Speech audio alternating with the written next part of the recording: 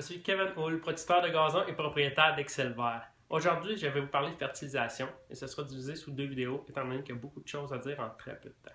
Premièrement, l'engrais, c'est la nourriture de la plante.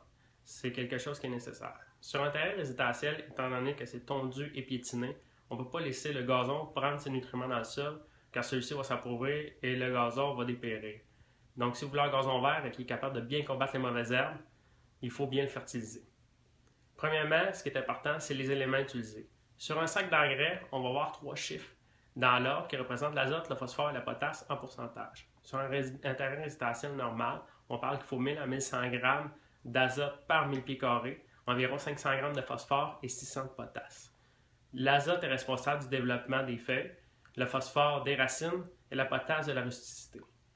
Il faut aussi des éléments mineurs, bien qu'en de plus petite quantité, ils sont importants, c'est comme des vitamines, sinon on va avoir une carence. On parle ici de magnésium, de fer, de bore, de soufre. Il y en a plusieurs autres. Il faut aussi une bonne structure du sol. Il faut que le pH et que la matière organique du sol soient assez bonnes pour être capable d'avoir des bons échanges. Ça va être tout pour l'instant. La suite aux prochaines vidéos.